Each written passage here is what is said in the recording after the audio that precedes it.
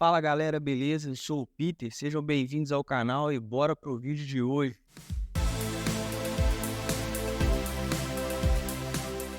Na aula de hoje nós vamos falar sobre corrente elétrica. Para entender melhor o conceito de corrente elétrica, eu vou utilizar uma analogia com o sistema hidráulico. Aí com essa analogia vai ser possível rever alguns conceitos sobre tensão elétrica e entrar na grandeza corrente elétrica. Falando em tensão elétrica, se você ainda não assistiu a aula sobre tensão elétrica, eu vou deixar o link aqui na descrição e também no final desse vídeo. Bem, nós temos aqui dois tanques de água, tanque 1 e o tanque 2. Esses dois tanques possuem um determinado nível de água a uma altura H1 e o tanque 2 a uma altura H2. Esse registro ele está fechado. Ele faz a conexão entre o conteúdo, a quantidade de água do tanque 1 e a quantidade de água do tanque 2. Se esse registro ele for aberto e eu conectar o tanque 1 com o tanque 2, perceba que como o nível de água H1 é idêntico ao nível de água A2, não há diferença do nível de água, e a gente lembra aqui de tensão elétrica, não há diferença de potencial.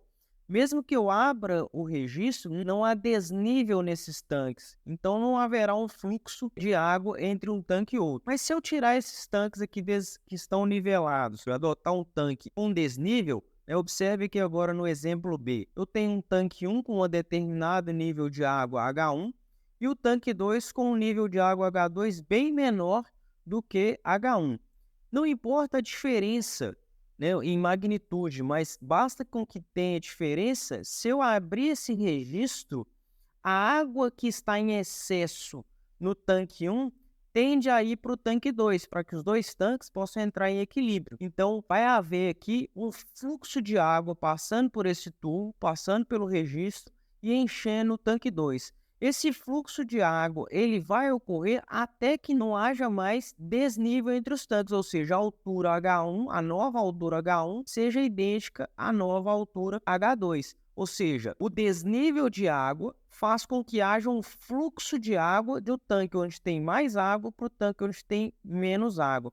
Esse fluxo de água de onde o meu potencial é maior para o potencial é menor, simboliza de forma análoga o que acontece com a corrente elétrica. A corrente elétrica é o fluxo ordenado de cargas elétricas onde eu tenho mais potencial elétrico, polo positivo da bateria, para onde eu tenho menos potencial elétrico, polo negativo da bateria.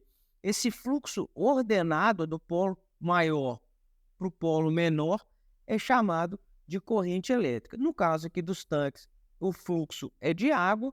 No caso de um circuito elétrico, esse fluxo seria de cargas elétricas, os coulombs que nós estudamos na aula anterior. Corrente elétrica, então, nada mais é do que o fluxo ordenado de cargas elétricas. Mas para entender como isso funciona no circuito, a gente precisa entender a dinâmica dos condutores. Então, vamos lá. Os condutores elétricos. Eu tenho aqui uma seção circular. Eu estou desenhando um fio de cobre, um material, poderia ser um material qualquer, mas eu vou utilizar aqui o cobre. Esse fio de cobre ele possui no seu interior diversos elétrons. Na verdade, ele possui diversos átomos de cobre.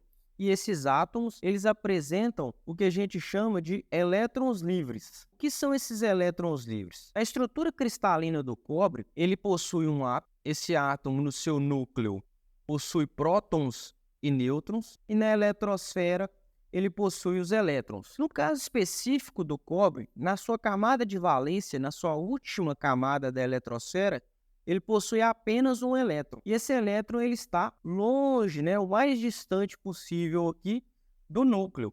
Então esse elétron a gente fala que ele está fracamente ligado ao núcleo. Qualquer energia aplicada a esse material, a esses átomos, fará com que esse elétron que está na última camada se desprenda e se torne um elétron livre.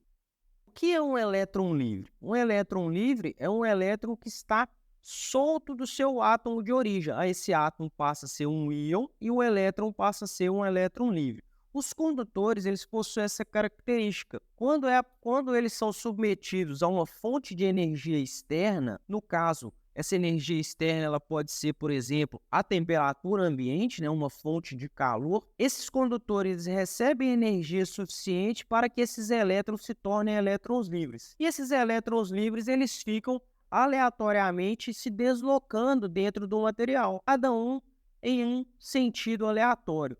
pois as forças de interação entre as cargas elétricas dentro do material não tem nenhuma orientação, não tem nenhum campo elétrico aqui para orientar esse movimento.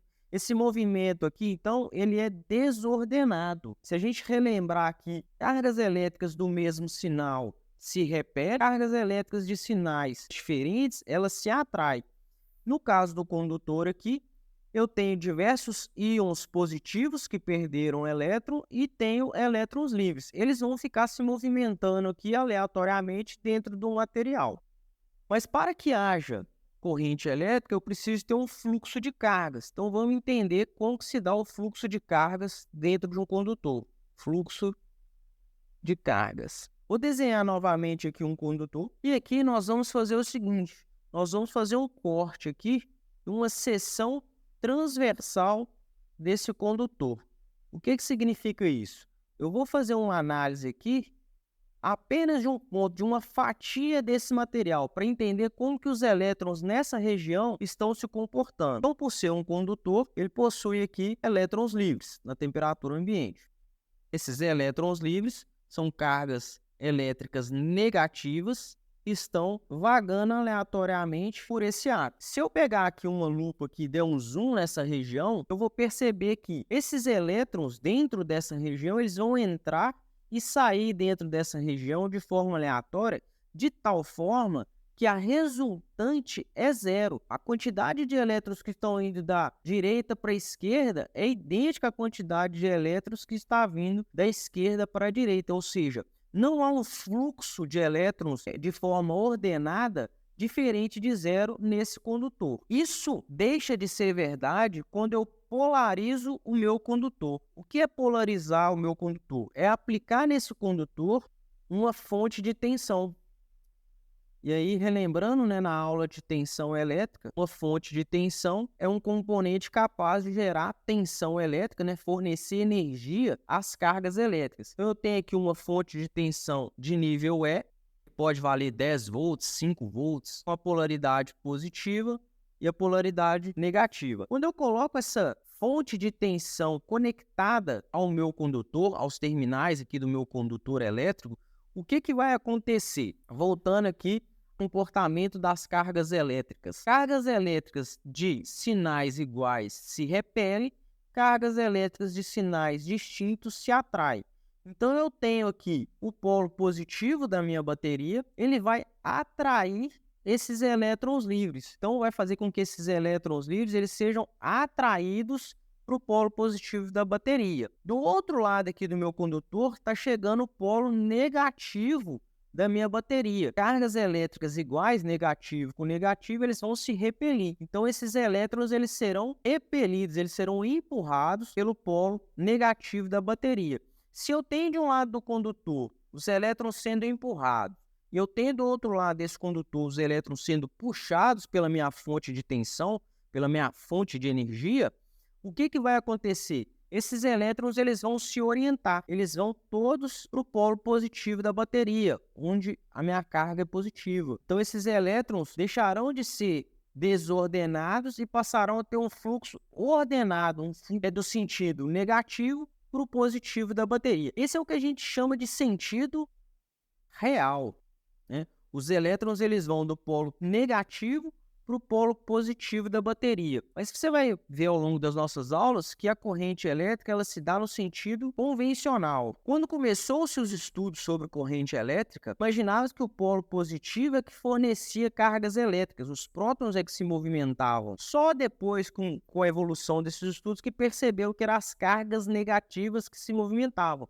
Mas nessa época já tinha sido convencionado que se fluía do polo positivo para o negativo. Então, a gente, para poder corrigir isso, a gente fala que o sentido real é onde os elétrons de fato fluem, o sentido convencional é onde foi atribuída essa corrente elétrica. Para que não haja erro, a gente pode pensar também que o polo positivo da bateria é onde eu tenho mais carga elétrica negativa e o polo negativo da bateria é onde eu tenho menos carga elétrica. Pensando que o polo positivo é o polo onde eu tenho mais cargas negativas, mais elétrons, ele vai empurrar esses elétrons do condutor. E o polo negativo, onde eu tenho menos elétrons livres, menos elétrons aqui na bateria, esse fluxo se dará do polo positivo para o polo negativo da bateria, diferente do desenho. Mas é o sentido real e o sentido convencional da corrente elétrica. Mas o que a gente pode tirar desse exemplo que a gente fez? O fluxo de carga em condutores há um fluxo de cargas desordenado. Sempre isso acontece num determinado condutor. Mas quando eu aplico uma tensão elétrica nesse condutor, uma fonte de tensão, vai haver, então, um fluxo ordenado de elétrons por esse condutor. Esse fluxo ordenado, a gente dá o nome de corrente elétrica. Então, quando um condutor ele é aplicado por um campo elétrico de uma fonte de tensão, há ali uma corrente elétrica. Nada mais é que, por definição, a corrente elétrica, então, ela é o fluxo ordenado de cargas elétricas por um material. E a carga elétrica que a gente está utilizando é o elétron. O próton ele não se movimenta no interior do condutor. O que se movimenta são os elétrons, né, os elétrons livres, por um material. E por que eu não falei aqui que esse material é o condutor? Porque a corrente elétrica ela pode se mover tanto em condutores elétricos quanto em isolantes.